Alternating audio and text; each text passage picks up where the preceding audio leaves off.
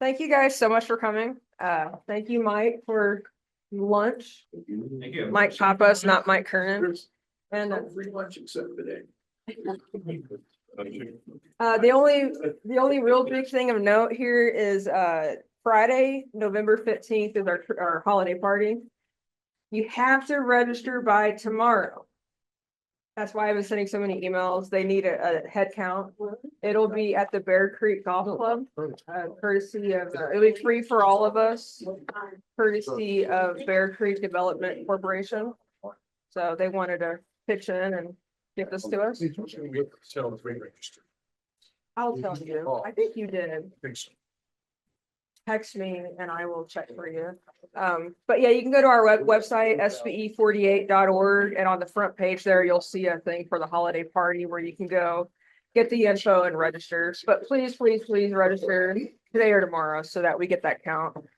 But with that, that's pretty much it. That'll be our last meeting. I will do a drawing for anybody who's attended 2 or more meetings, and I'll just put it in the computer and let you guys know who won on the 15th. And with that, I'll give it to the other guy. I'll turn my camera around. Well, thanks, man, for pulling this together. Thanks for everybody coming out. There's no free lunch except today. Unfortunately, Fred has been subjected to a bunch of these because I'm giving you guys guys and girls, a subset of my NS workshop presentation. And Fred's seen this a zillion times. And to ask him about getting out of the parking lot in LA.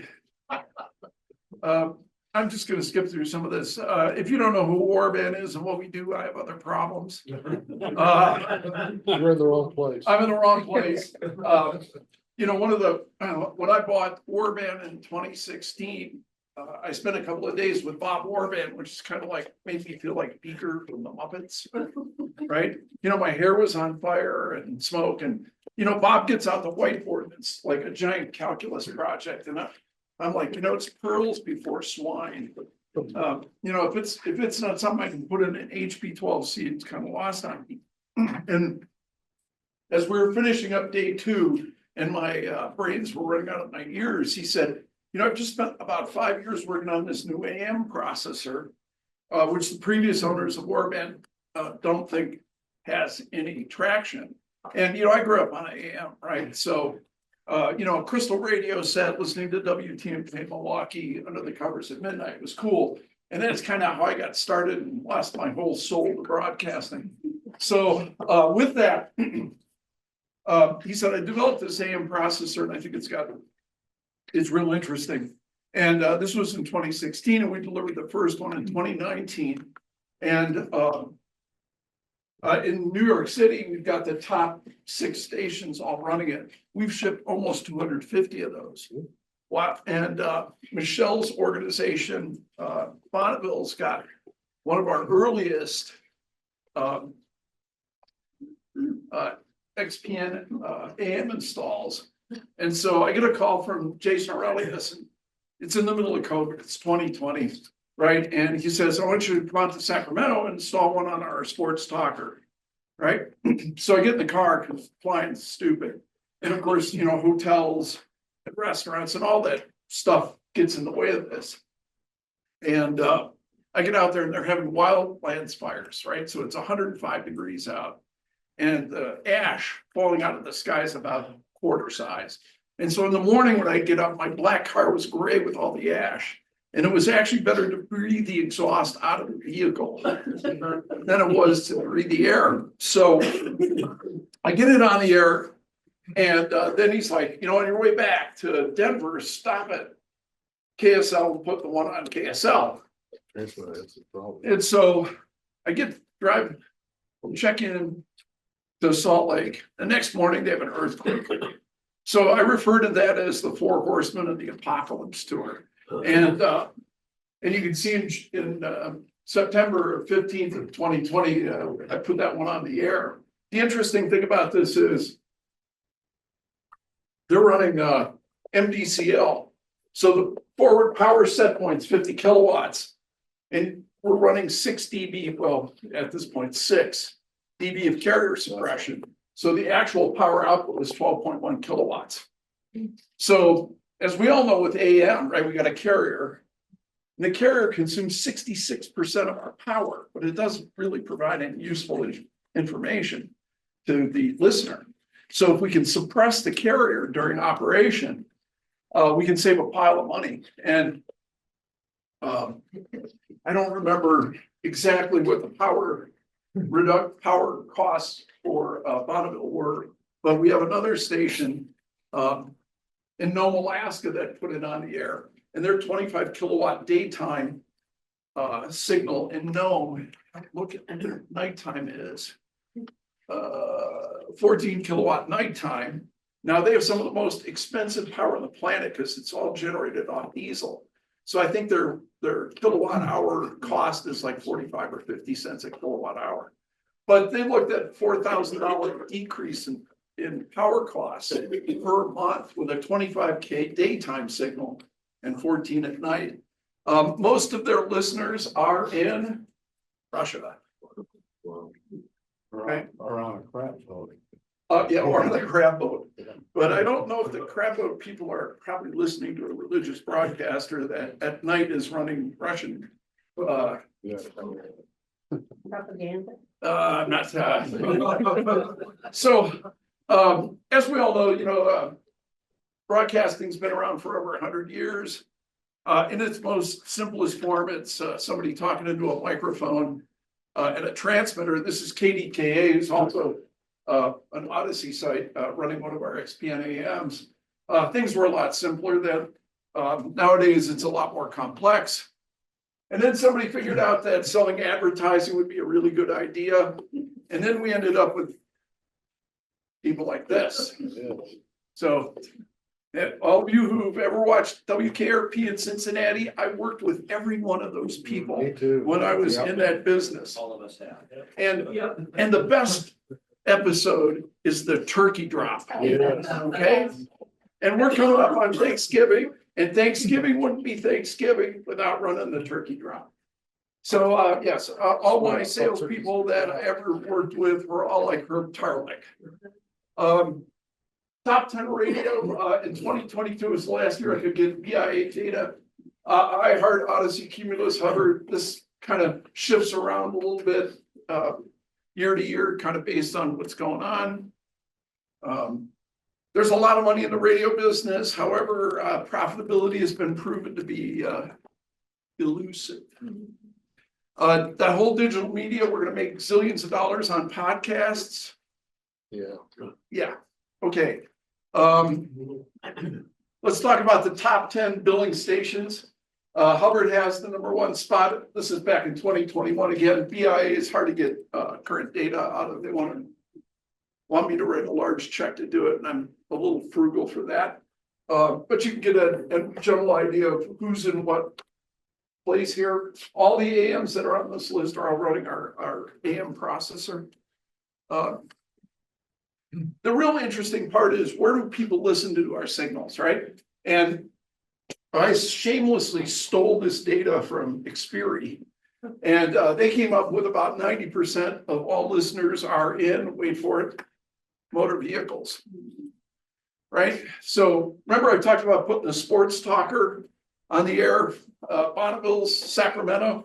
So what do? Well, here we're driving around in Jason's F-150 pickup truck in Sacramento, listening to the sports talker, and I'm logged into it so I can make adjustments on the fly. Now, you got to use multiple vehicles here, right? Because no two vehicles, AM radios all sound the same.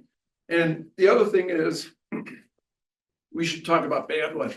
We've done a fair amount of work in the automotive business, and there isn't a radio on the planet that's been shipped in the last 15 years that's got greater than a 4 kilohertz bandwidth. So running NRSC at 9.5 kilohertz, unless the PD's got some wideband radio that, like an old GE, right? Or perhaps one of this, I carry a C Crane Skywave radio that you can set for 6K bandwidth. Other than that, you're wasting a whole pile of energy. And the guys in WSB, Charles Kinney, if you've ever met Charles, know that Charles is a force of nature. And of course, in the middle of COVID, he's like, well, what if you come out to WSB and put an XPN on the air? And so I did that and abused my liver with bacon and bourbon and cigars. Well, that's a different story. But the point is, we narrowed WSB up to 4.5 kilohertz, right? And just put that energy there. And then we fixed their nighttime skywave problem by generating so much density. We just got a signal to noise ratio up over the top of the problem. Now, here's the bad news. Only 45% of those people in cars are listening to your off-the-air signal. Only 45%. That's ugly. Who's the 800-pound gorilla in this business? Sirius XM. Now, all I can tell you is Helen Keller did the audio processing for XM. Okay, I mean, that is some of the ugliest audio on the planet. It is. I listen to classic vinyl. Every time they play Frampton Comes Alive, any cuts from Frampton Comes Alive, you can hear the whole audience pump and wheeze and grind, and it's just disgusting. And they think it sounds good, which just leads me to believe that they need new hearing aid batteries. Okay. 8% of those people are listening to your signal via streaming in their cars. 8%. Okay, so the good news is when you add 8 and 45, you're just over the halfway point. But the point is, you got to pay attention to your streaming services too, because 8% of your listeners are listening to streaming. And then this 10% number here are people who are using like Pandora or Spotify or some other service. Again, all that has to have, you know, we're assuming that they have cellular coverage and some way to get it in the cars, but most cars now come with some sort of hotspot, something or another. Getting back to Sacramento, so Jason lifts the car keys from the morning drive guy's Mercedes, and we go out and take a spin around that. The Mercedes had HD radio, so we could listen to the transition, make sure we were timed up, right, and dial it in. And it was interesting to hear the difference between you could lock the Mercedes into AM analog only versus the F-150. And so again, you know, if you're setting up processing in vehicles, you need to listen to a bunch of different vehicles. And of course, there was nobody on the roads in Sacramento. So, you know, we're zipping through downtown. We're doing all the stuff that AM doesn't like. We're in a canyon full of buildings, right? We have LED stoplights, okay? You know, our goal was to try to get enough density to get over the noise floor and still have it sound great, right? Because if we got all kinds of density and it sounds like Satan's shop vac, we haven't won anything.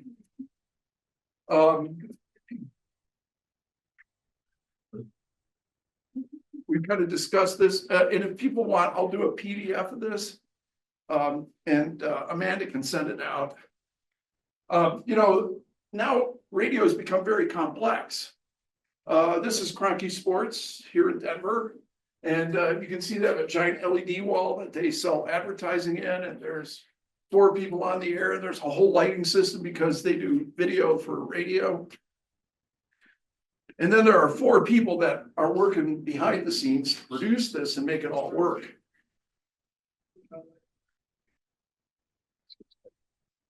Part of this, we're gonna have a long discussion about air chains, right?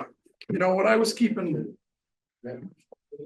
5 public radio stations on the air for 19 years, the last thing that we ever really paid attention to was, what do we sound like on air, right? I get in the car in the morning, if there was noise coming out of the speakers, we're good, right?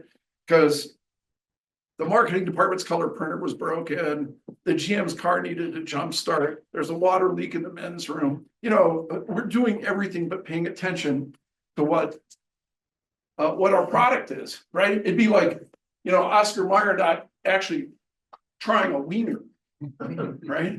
They're making these things, but they actually aren't tasting them. And so I was out doing the Ennis workshop in Long Island, wasn't it? You were there at that.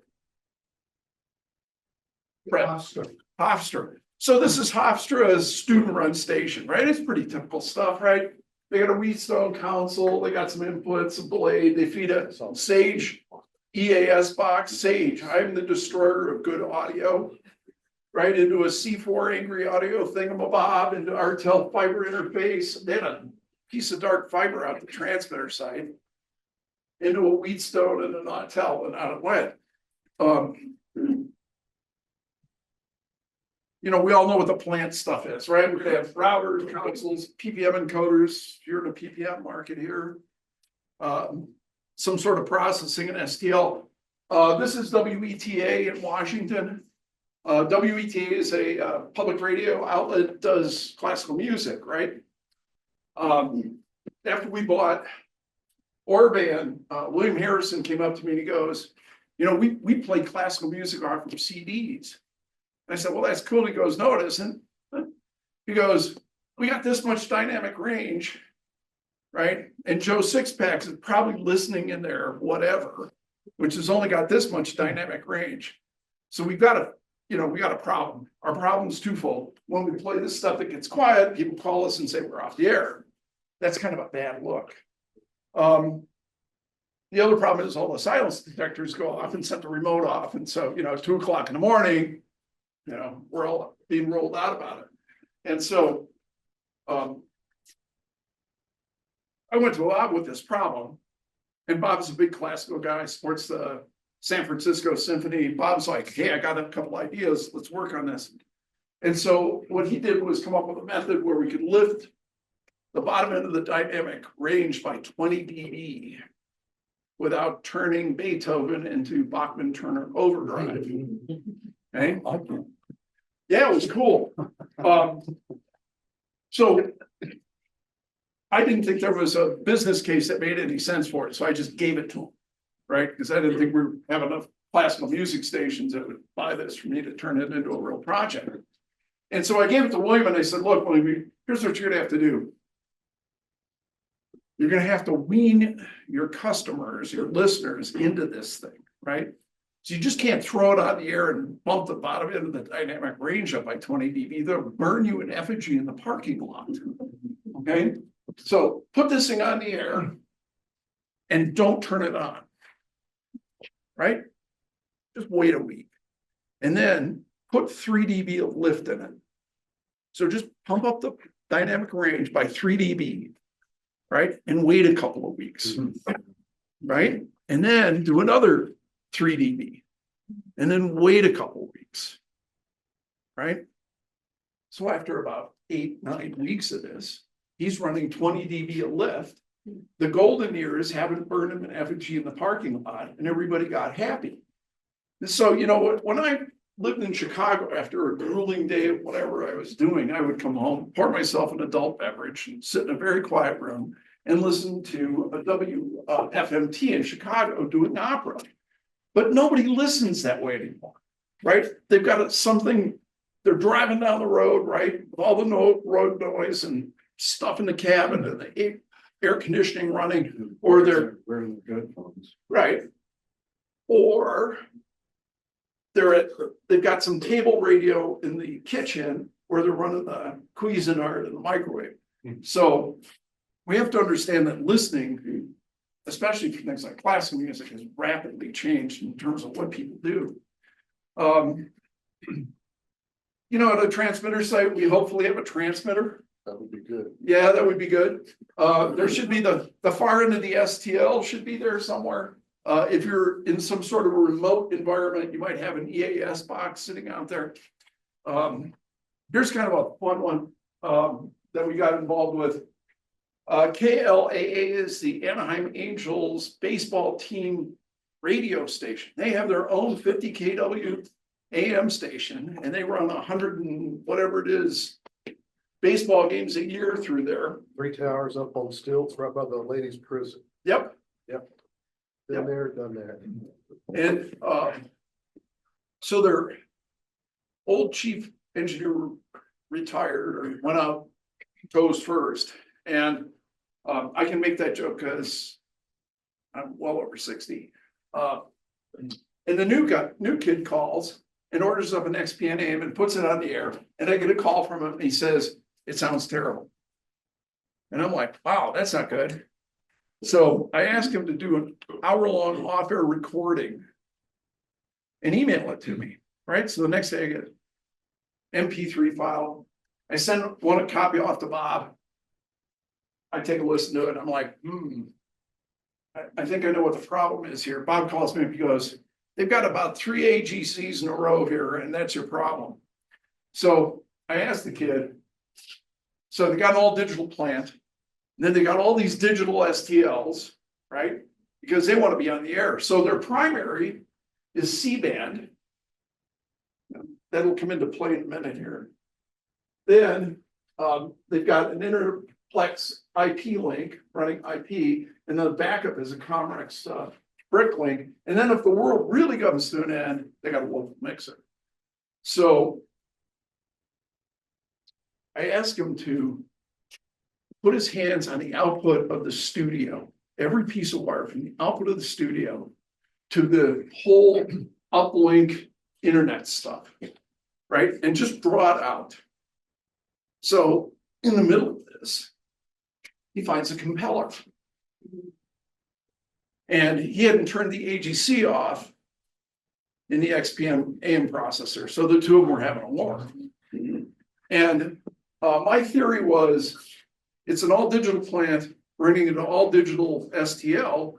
There isn't any particular reason that we need to process anything before it goes to the STL, because zero full scale should be zero full scale all the way through, right? So takes that out. I get a call from him a couple of days later. He's like, "It's a lot better. We're kind of happy with it." And I said, "Well, send me another air check live broadcast." So I listened to it and I'm still hearing something in the chain. So the press box has a Mackie mixer, color, play-by-play. You got a mic stuffed out the window to get the crowd noise, right? They take a feed from the TV trucks when TV's there doing their thing. And then that's about 450 feet from the studios. And it's running balanced analog on dry pair. We all know what dry pair is, right? And I'm like, okay, remember what we did with the studio output? I want you to do the same thing with the Mackie. I want you to put your hands on every bit of wire on that 450-foot run all the way back. Well, halfway back in a telco closet, wait for it, there's a compeller. Okay, so we lift the compeller out. He calls me the next day and he goes, "It sounds great, except we hear the first word from the play-by-play announcer twice."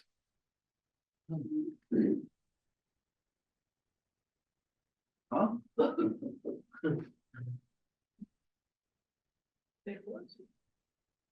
Okay, so remember, we talked about C-band, right? Is their primary. And then they got this box called the Titus Technologies Auto Switcher. So if you've ever done any C-band work, by the time you get it encoded and it goes up 31,000 whatever feet and miles and comes back down and then gets decoded, there's a 1.5 second latency there. On their backup, the latency was about 1/4 second. When the crowd got quiet and the announcers weren't talking, the Titus box said, "Oh, the primaries failed." And it would switch over to the backup. And it did it very nicely. You couldn't hardly hear any sort of a glitch when it made that transition. Now, when the play-by-play guy talked, he ends up here first. And then this shows up about 1.5 seconds later. The Titus box switches and you hear the first word twice. Okay. And I have to tell you, that took a little bit for me to figure out. How did we fix the problem? Well, we didn't fix it by putting the compeller back in. Okay? We just asked the guy mixing the shows to run the crowd noise up about 5 or 6 dB. Right? Voila. And now all of a sudden, everybody gets really happy about it. And it all sounds great. But the point here is you've got to look at all the bits and pieces, right? And this is a very complex studio to transmitter link. This is KCSN, Northridge Public Radio. They're on the same frequency as KSBR at the other end of the LA basin, separated by 80 miles. During the right time of the year, you could sit in the KCSN parking lot and hear KSBR better than them. Okay, and of course, all the destructive interference lines up right through the middle of LA. Okay, so in 2017, after years of negotiation between the two stations, they built this giant single frequency network. And with SFNs, there's always mutual destructive interference, has to be. But where you park it is how you get that thing to work. And so they parked it all over the ocean. And they're using AT&T dedicated switched Ethernet circuits, because doing a microwave through the middle of LA for 80 miles was not anything that it'd be 4 hops. It would be giant, expensive hair pull, and then you'd have to figure out how to keep it all running. So they've got 3 feeds coming out of there. And the cost of that's about $1,200 a month, which is real cost effective. And they're shipping DMPX at 192.24 down those. So those are wide bandwidth circuits. You know, the problem with air chains is if you're not the first person through the door and you're about 4 down on the chain, you really have no idea what's gone on in the past. So we got a call from one of our biggest customers. They were like, our signal in Detroit sounds really bad, and we want you to fly out and help us. And they buy enough stuff from us that it was like, will tomorrow be fast enough? So I get to Detroit, I rent a car and I dial them up, and it was horrible. I mean, it was just ugly. And so their engineering staff was really on top of trying to make it better. They just didn't know where things had gone horribly wrong. And so they put an XPNA out at the transmitter side. AGC was on. It sounded like there were at least 1 or 2 AGCs in front of that. Typical setup, right? Digital studio transmitter link. They wanted some sort of protection in front of the STL. And the question was, why do you want to do that? And it was because we've always done that. Okay, a long time ago, we used to treat schizophrenics by handing them out lobotomies. Okay, you know, under the heading, why do we do that? Because we've always done it. Never mind the fact that it actually didn't cure them, but that's how we handled it. So we went through the whole air chain, and the bottom of a rack, under a whole bunch of other wiring, was an air in plugged into a compeller running about 40 dB of compression. And that was not good. So I took that out of the chain, and I took those out into the parking lot, and I ran them over with my rental car, because I knew if I left them on the shelf, somebody'd be using it again, right? And so, you know, if you roll over a couple of times in an SUV, you know they're not going to get used. And they absolutely had to have something in front of the AGC or STL. They absolutely wanted an AGC there. So we put a Orban 6300 in, just set for AGC and safety limit, right? So things got a lot better. We turned the AGC off on the XPN AM, and then we worked to get all the levels happy, and it was good. And I'm watching the morning show. I'm watching the input to the 6300, and the levels are about 30 dB. Right? So after some very delicate negotiations, I was allowed to watch. They have a dedicated board op for the morning show. So I was allowed to watch the board op work. Now, that required me putting a piece of gaffer's tape over my mouth. And so what I found was that the board op was just simply hitting the on off buttons for the channels. Right? They had no idea what the slidey things do or the things that go green, yellow, red, none of that. Right? And it certainly wasn't the board op's fault. You know, the board op had changed a bunch of times and nobody bothered to train the board op. So after some delicate negotiations, because the board ops were all union, and by the way, I carry a CWA David card and IBEW card just for those rare occasions. We were able to train the board ops, and we went from a 30 dB input into the 6300, which by the way only has 24 dB of correction, which means 6 dB wasn't going through something, right? We got that down to about 8. And the next week they get weekly Nielsen's. The next week their Nielsen numbers were by 25%.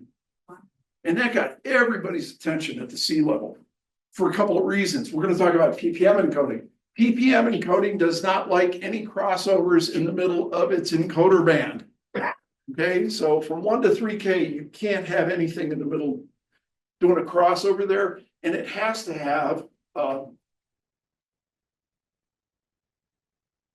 smooth group delay. So you can't have any group delay problems in the middle of the encoder band. Things do not like it. You want to encode at the highest audio level that's available to you. On the XPN AMs, Bob rewrote the software. We encode after all the multiband processing, the MX limiter, and before the absolute safety limiter. It's the highest point in the planet. Bonneville, Jason at Bonneville did all the testing on that back in 2019. And he published the data and said that onboard PPM encoding was about 18% more effective than doing it externally. Multiple analog to digital and digital to analog conversions. You know, you pay a price every time we do that. So these folks, they were coming out of the Wheatstone blade analog into the Sage box, and the Sage box has some of the ugliest analog circuit design I've ever seen in my life. And then they were putting that into an Angry Audio C4 processor. Why? Because they thought they needed one. Into the fiber, which is now another analog to digital, out to the site where they convert digital back to analog, into the Wheatstone, which converts that back into digital, okay, which process it, and then they were feeding composite to the transmitter. If that doesn't make you dizzy, think of what it's doing to your audio, right? So our suggestion was digital into the EAS box, digital out of the EAS box in the Angry Audio. We couldn't convert the RTEL. They didn't have a digital input, so that was going to be analog. Come out of this digitally into the Wheatstone and feed the Nautel DMPX, right? Don't feed composite. Now Bob insists that we make the world's greatest composite outputs, and we spend a fortune on that design, and you know, we get 70 dB of stereo separation and all that stuff. It's like 1/10 of a dB from DC to 200K. And we output that, and then we stuff it into somebody's exciter that spent $6 on the A to D converter, right? And if you go in DMPX, if you have that option, things sound a lot better.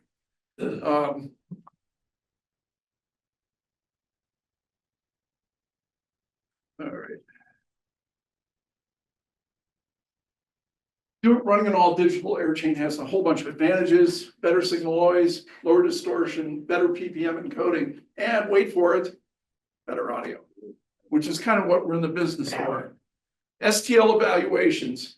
My buddy Nick Straka at DNAB says there are a lot of ugly STLs out there. If your STL is old enough to go into a bar and order a vodka tonic, you might want to be thinking about what you're doing with it. And there are a lot of options in terms of what you can do for STLs. We installed a 13-mile digital STL between downtown Denver and Lookout, and we put that in. And I made a couple of really big mistakes. One, I didn't get a brother labeler out and put the receive level when installed, right? And 5, 6 years later, we weren't paying a lot of attention to it at all because why? It's working and it's digital and it's all good. And there was a giant windstorm in town and the microwave dish at Lookout got loose. And the next thing you know, we're off the air. And why? Because we weren't paying attention to it. And we could log into both ends of the circuit and look at it. And we'll give you the link budget and tell you all that stuff. Were you paying attention to it? No. So, you know, you got to pay attention to it. It's like redheaded kids, you know, you lock them up in the closet and you forget about it. Okay. And you get jammed up. And the, you know, 20 cents worth of brother tape on the front of the box saying, you know, this was installed on this date and the receive level was right XYZ and the margin was ABC, means that anybody that walks through the door, even if you're not there, can look at this and say, we're close or we're off by 10 dB or the link budget's down to like 6. And we've seen all this. So I'll tell you, I listened to the output of this STL link problem.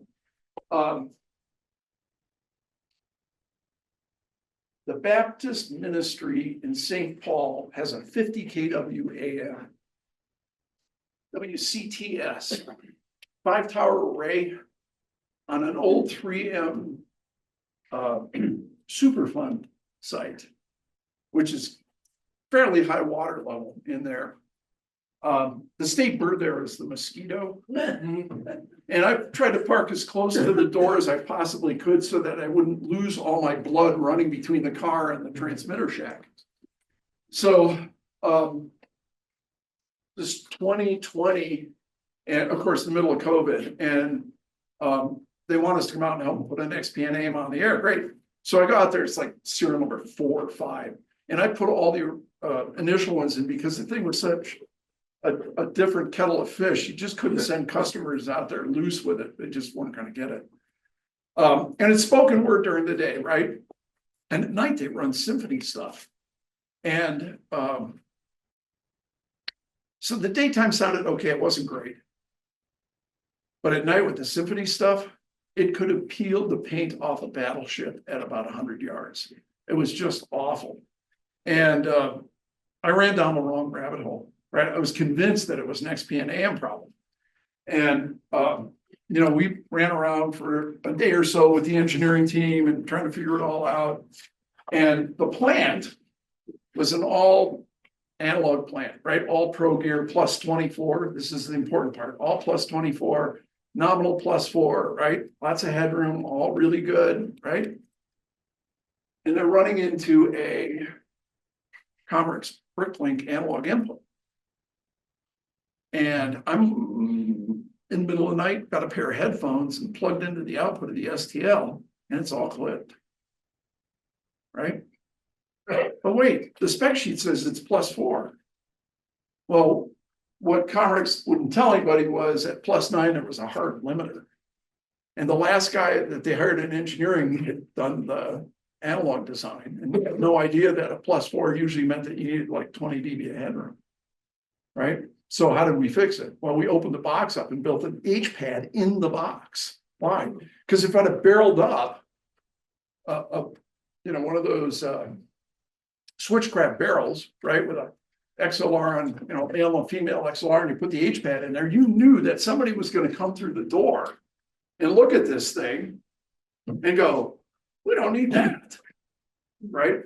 So once we knocked the level down by 20 dB, we made the level up by 20 dB at the transmitter site. The symphonic stuff didn't make you want to stick knitting needles in your ears. The point is that unless you listen to the output of this stuff, you got no idea what's going on there. I mean, we can assume that the STL is brilliant, or we can actually listen to it. A great set of closed back headphones can go a long way to helping you figure out why things don't sound good. You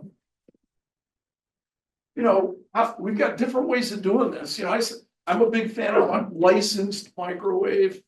I really like that. Dark fiber is great. Public internet, maybe. Dedicated switched Ethernet. Those guys at KCSN logged over 40,000 hours of runtime with a single 1 hour failure. That's really good reliability. That's 5 years with a single 1 hour failure. So, and for $1,200 a month going to 3 locations, that's so good, it's silly and it's cheap. I mean, backed up with 5G or Starlink or your existing STL. We've got a couple of customers using Starlinks with 5G backup. We used to put Cradle Points in, and Cradle Point got bought by Nokia and the prices got all screwy and you pay $1 zillion. Now we use Pep Waves, and those are really good. Plus they can also run your Starlink and tell it to retract and do all that great stuff. We had a customer call us up and goes, that Starlink stuff will never take ice. Okay. So I dig around and I find there's a company in Utah called Rockwest Composite, and they build the fairings for all the SpaceX spaceships. So I call them up. I was like, can you build a radome for a Starlink? And I'm like, absolutely. I said, I need to drop a 2-inch ball of ice off a 1,000-foot tower. They were like, absolutely. How much? About 20 grand worth of NRE, but they needed 60 of them. So you spread that out over 60 of them, and I think it was $3,000 a whack for the radomes. But it all worked. So sometimes you got to think outside of the box and look at how can we solve these problems. Starlink, the business band Starlink, the bigger antenna ones, really very reliable. And we have customers backing that up with Pep Waves, 5G with 2 SIM cards, one for AT&T and the other one for Verizon, and it'll automatically do the switch. You just got to tell it to do it to make that work. I run that in my truck, and I've got a Starlink in the back of the truck.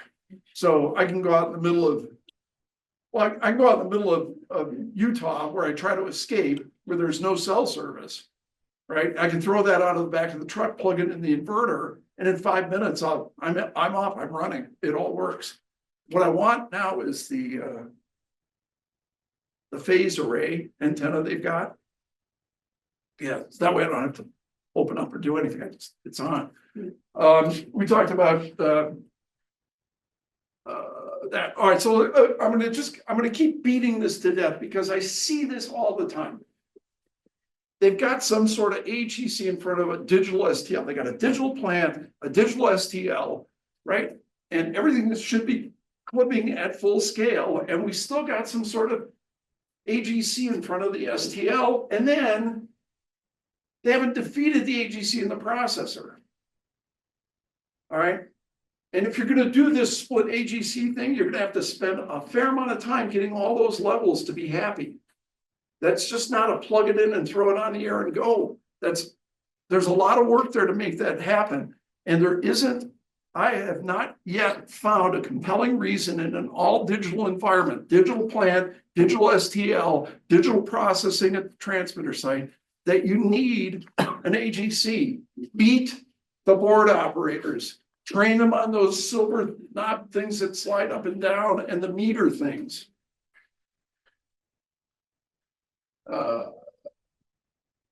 AGCs. The other thing I find out in the field is AGC levels are set incorrectly. On our stuff, you want to be running 9 to 12 dB of AGC action with nominal program levels. And historically, what I see are guys running about 3 or 4 dB with nominal program levels. The problem is when things get quiet, the downstream multiband processing is starved for audio. It pumps and wheezes. It's not pleasant. With air chains, less is more. PPM encoding. Well, in the top 46 markets, we all live or die by PPM numbers. PPM encoding requires the cleanest, highest density audio that you can feed the encoder with. Bad audio, poorly processed audio will negatively impact PPM encodability. The folks at Cronky Sports have one of their announcers who comes in by IP. And we're sitting there looking at a TVC 15, and every time they open this guy's mic up, the encodability is just about zero. Why? Because he was running 64K MP3. And he had broadband. And so we hooked him up with AAC at 320 for a mono. And his encodability went through the roof. But unless you looked at it, right, you just wouldn't know why there was a problem there. So stuff that's badly encoded, poorly encoded, that you're putting on the air, right? Lossy encoded audio that you're putting on the air, more than likely is beating your PPM numbers to death. Now, there's some other things that you can do that will also kill your PPM numbers. Like, okay, let's encode the PPM number, and then we're going to send that out over a lossy codec up to the transmitter site. That will cost you about 20% of your PPM numbers. Really bad programming will do it too. Well, listen, that's somebody else's problem, okay? I'm just talking about, are we keeping the pipes clean and the sewage going the right way, okay? You know, somebody asked me, what do I do? Well, when I was working for ABC Sports doing Monday Night Football for a decade, during the Dan Deerdorf and Al Michaels era, somebody said, what do you do for ABC Sports? I said, I'm the guy at the sewage treatment plant that keeps the pipes clean and the sewage going in the right direction. Okay. The point is, I can't fix that problem. Right. I mean, if the programming is all terrible, but what I can fix is, do we have great sounding audio? Are we getting good PPM encoding? Right. Those are the things that engineering can fix.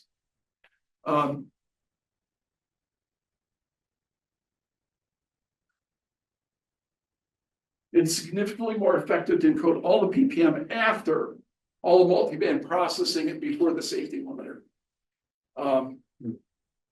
That requires dual PPM encoders if you're running HD, which is what we do on all of our processors, because it's the only way you can get that to work correctly.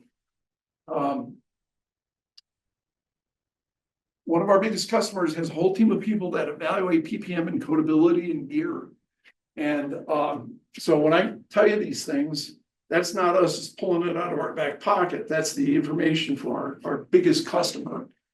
And doing it on board is more effective than output external hardware, even with PPM enhancers, AKA the thing that starts with a B, that makes everything sound like a stainless steel whisk in a, you've heard it, we all know what it sounds like. This is a, air processor, we want to put the PPM encoding right here. It's the highest density point, off you go. As I mentioned, do not use lossy codecs with PPM encoded audio. Bad things happen in large quantities, upward of 20%. Again, that's not our testing, it's our biggest customer with that. Well, let's talk about microphones. I'm assuming that we all have microphonies, right? There's a Three Stooges skit on microphonies. Microphones come in two flavors, dynamics and condensers. Why do we use these microphones? Because we've always used these microphones. It's not a particularly good answer for this.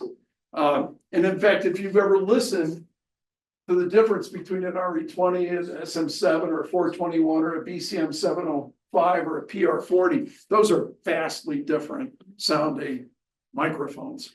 Vastly different sounding microphones. And a really interesting test, remember we talked about headphones? Get a set of cans and plug it into the output of your morning drive show mixer without any processing on it and listen to what that sounds like.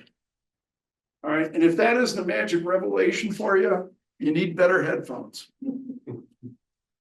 The nice thing about running dynamic headphones in broadcast environments,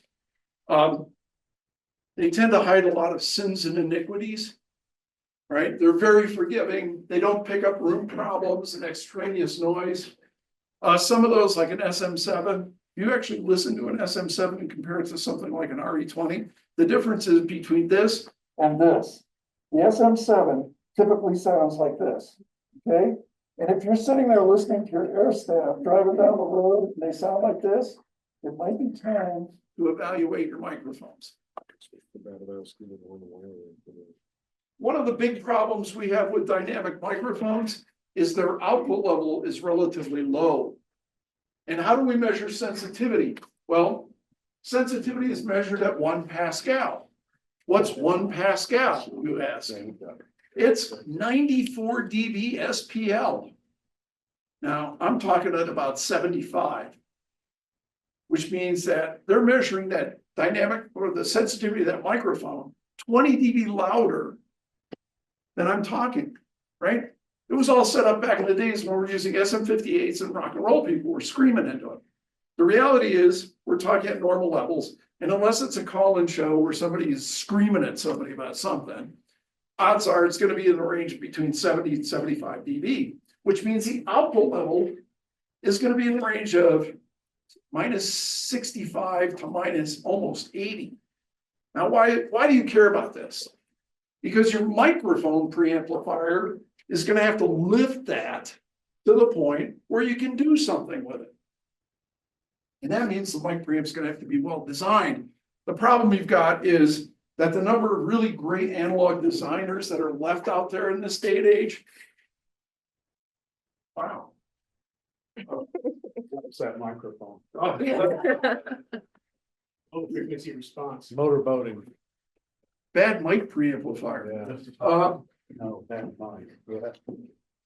The number of people who can design a really great microphone preamplifier that can operate at 60 to 75 dB of gain, slim and none. That Corp makes some really great microphone preamplifier chips.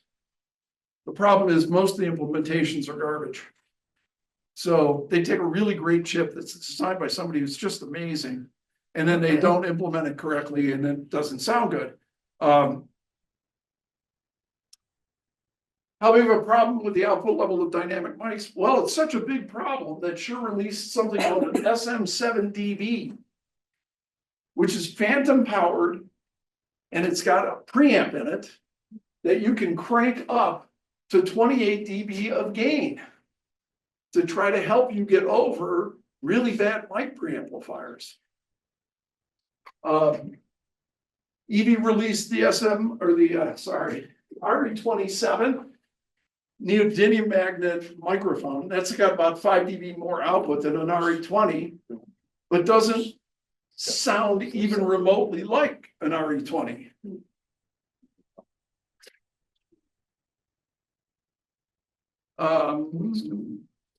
Condenser microphones. We've got some customers out there that run condensers. The problem with condensers is there's no place to run or hide. It's the difference between taking a film image or getting an MRI.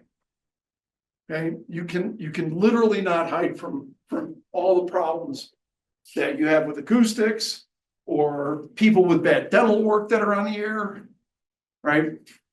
The advantage you have with condenser microphones is the output level is 20 dB hotter, which means now instead of you needing 65 dB of gain, you're down to 45. So that might help if you've got really bad microphone preamplifiers. Just something to think about. They hear everything. Every bit of bad acoustics, noise. Somebody there with the Amazon keyboards for $9 that make enough noise to wake the dead. You know, you hear all that stuff. Somebody, eating Cracker Jacks while the mic's open. Listen to your morning drive shows, console output into a set of headphones. You'll hear all the junk that goes on in the studio. Our talk studio full of people that all had Chipotle for lunch. Yes. Yeah, there's some definite ugliness there. Hear all the growls. As I mentioned, there's a dearth of well-designed microphone preamplifiers. A good solid listen to your mic preamp output, like through the desk and without processing, is a great place to start. Typical problems when you're running a badly designed mic preamp that's running out of gas is that wide open gains that you might need. They may have a lack of high frequencies. They may have elongated sibilances, unnatural sibilances, and excessive noise. And the way to quickly find that out is just take the gain down by 10 dB. And if it all clears up, you know that you've run out of steam on your mic preamplifiers. I can't fix those problems with processing. We don't have a big enough polisher to fix that. So, you know, the heading of garbage in equals garbage out. When we were evaluating microphones, what I did was I got all of the potential candidates, lined them all up, right? We used Grace Design mic preamplifiers and recorded them all. And then we had all the announcers read the same stuff past all of them, right? And we just listened to it. And then you could make an evaluation as to whether or not this was going to work, get you in the park. And then, of course, the other problem is we're going to put like 8 microphones in a very small room with bad acoustics. And that's another set of problems. You know, oh, we got this really great room. It's got 3 walls of glass. You're like, and Helen Keller did the acoustics. We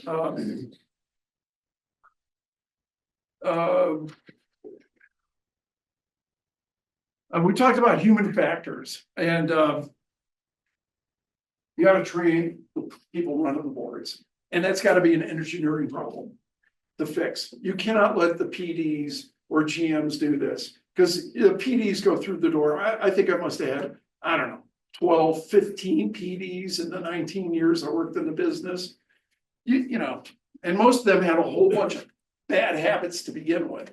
So if engineering makes that their project, right? Here, let's come in. We got some new people who are going to be on the air. Let's run them through what these slidey things are and what these things that green, yellow, red, right? Let's get them a real set of headphones, not some $3 earbuds, right? Let's do a little work, because it's going to make the most important thing that we do, which is ship audio that much better.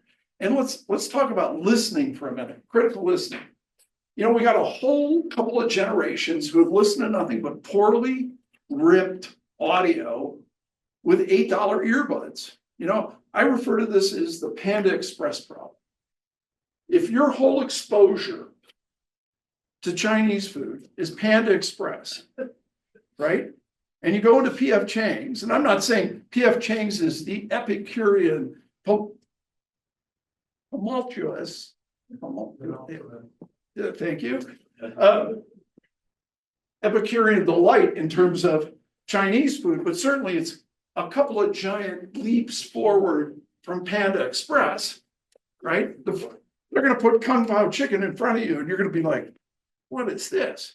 Right? But you're going to take a couple of bites of it, and all of a sudden, you're going to be like, wow, that's cool. And when you go back to Panda Express, you're like, what is this junk? So a long time ago, when I worked for Neumann, I would bring a bunch of salespeople in, and I would put them all on headphones. And I'd start talking to them.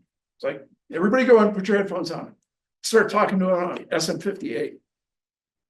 Right? It's called preconditioning. Right? So I talk for about 20 minutes. I get them all preconditioned, right? Their brains are all thinking this is how it's supposed to sound. And then I'd use a Sennheiser MKH50 condenser mic. Level set exactly the same. The guy engineering would just push the button, and everybody in the room would fall right out of their chairs.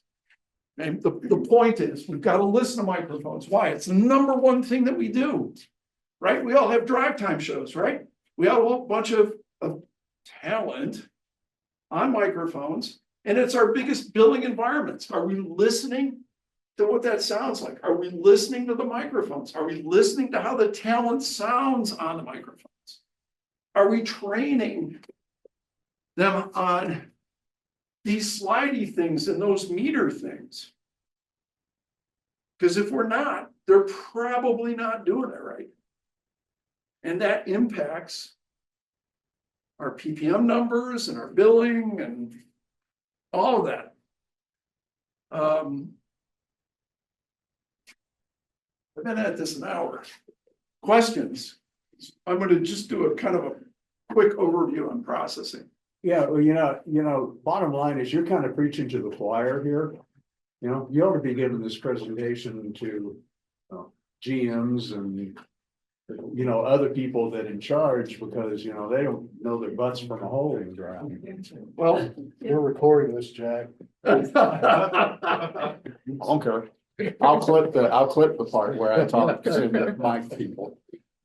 Listen, we've done, when we started working on PPM for our now biggest customer. The minute that after we did the Detroit fix, then we went to New York City.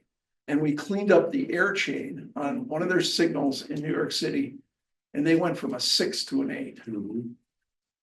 And I gotta tell you, that's millions of dollars of revenue. And all of a sudden, there was a whole team of people that were like, what are we doing for air chains? How do we sound on the air? And how are we doing PPM encoding? And so, yeah, but you gotta go in the door at a high enough level. I can't go out and talk to every radio station in every small market. I just don't have enough time. And you're looking at a guy that's done 50 flights this year. I'm pretty close to 190 nights on the road.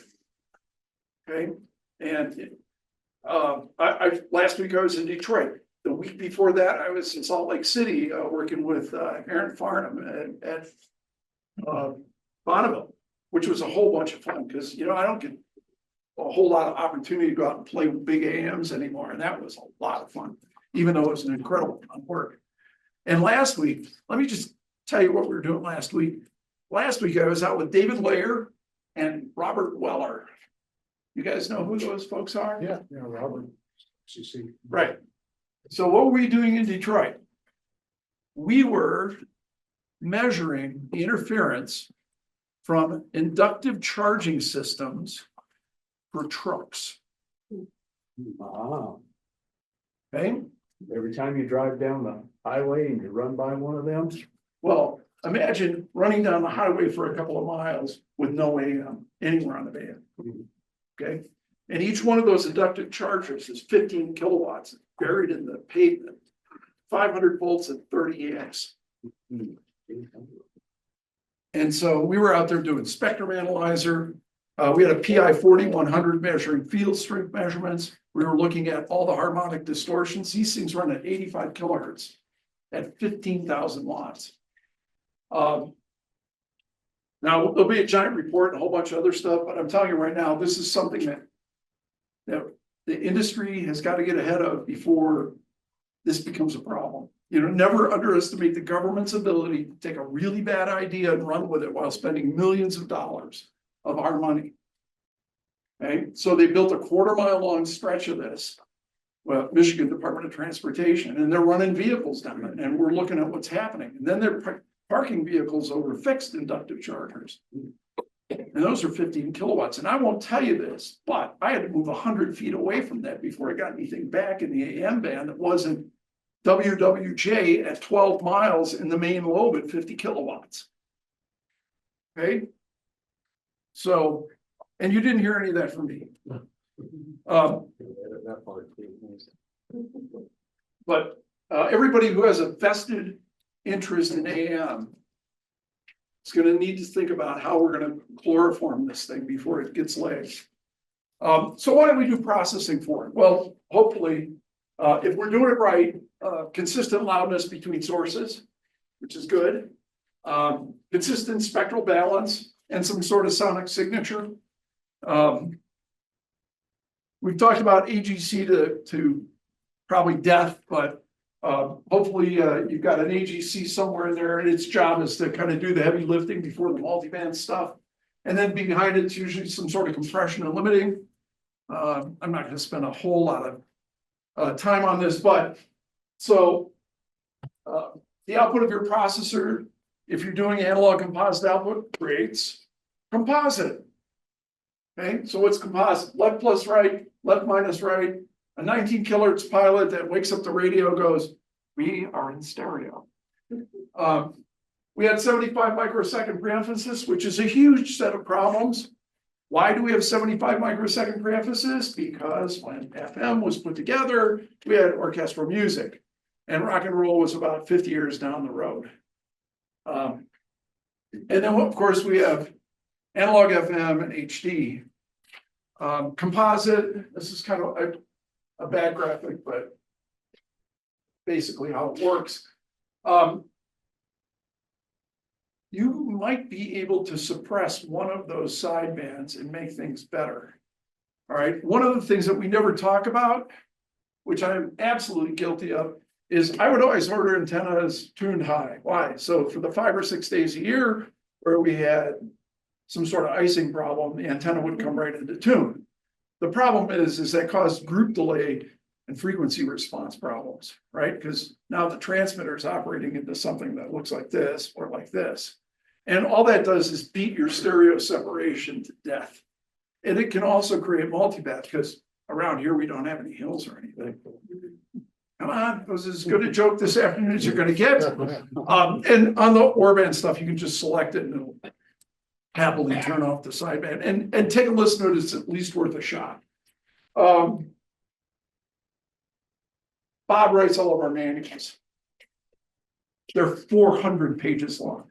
It's everything you ever wanted to know about broadcast audio. Nobody reads it.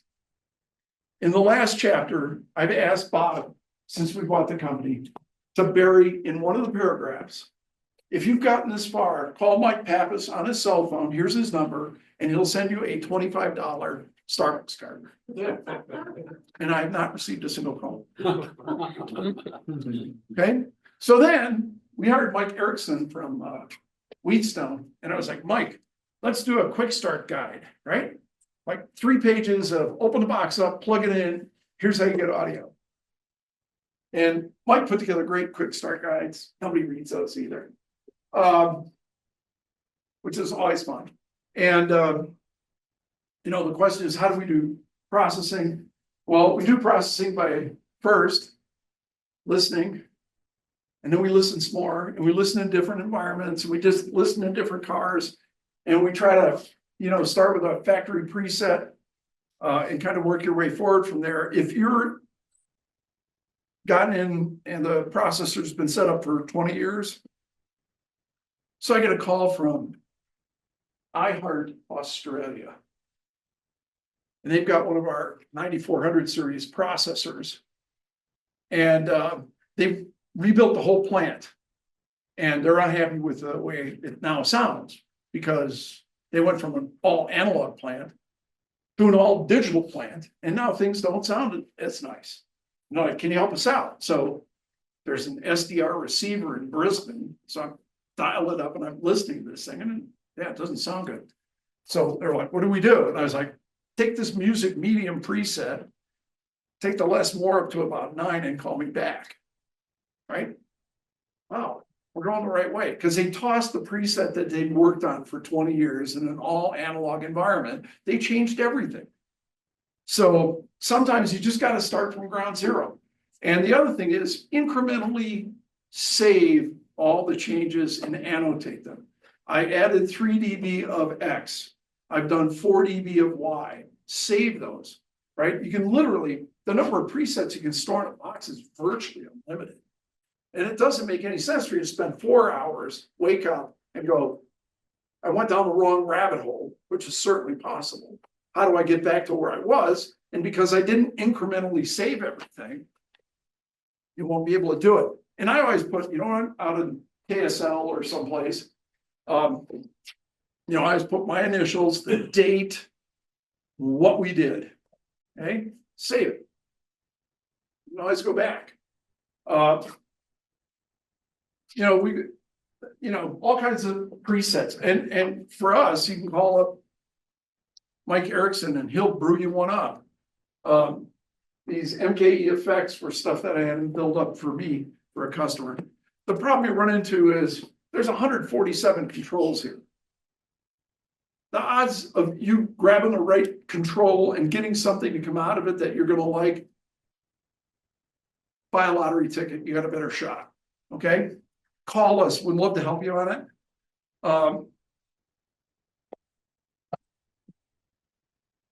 I've got one of these boxes, one of these super hi-fi boxes right here. So at the request of one of our biggest customers, they want to be able to feed a cloud-based program stream right to a transmitter.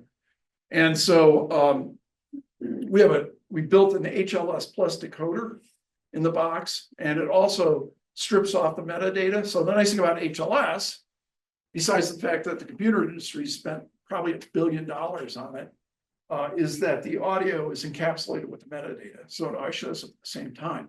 We take the audio in, we take the audio out of it, then we take the metadata. We strip the metadata off, we feed that out as an IP stream, which goes to Q. And they generate RDS, send it back to us, and they do all the artist experience and the HD radio stuff.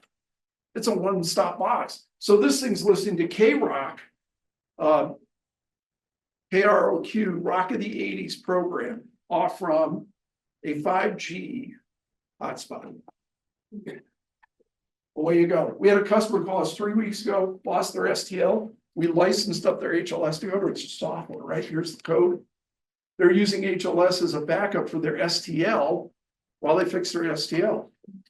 And we can set this up easily. So if you lose your primary AES input or AOIP input, that'll go to HLS. So you can point it at your streaming service, at least you're on the air, or you can put, there's 2 gig of non-volatile in this box. So you can have that back up it also, but it's a different way of thinking about it. The reason they like it is because it does the PPM encoding. They run the EAS through the old processing loop, which is great because if the EAS goes Tango uniform, the boxes we've lost the audio out of the EAS will bypass it. Because what's important is being on the air. So you can come up and look at that little like audio questions. Wow. Yes. Is the Nielsen box that checks your Nielsen ratings pretty much garbage? Well, the MCEM box is kind of like stone tablets and chisels, right? I mean, it's just like it's not looking with enough resolution for you to really get any sort of idea. By the time it's like saying you've got trouble, you've had trouble for so long, you may as well be off the air.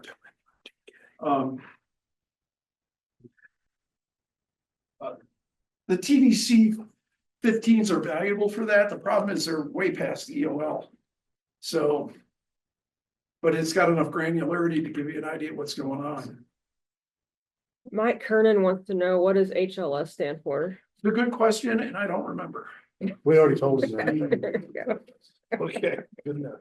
But every YouTube video or whatever all uses that tech. And for us, it was really easy to adopt, and there's lots of open source stuff. And from the time they asked us for it till the time we delivered it was 4 weeks, which is pretty quick. And then of course, they're like folks at an Italian deli. I need 15 pounds of prosciutto.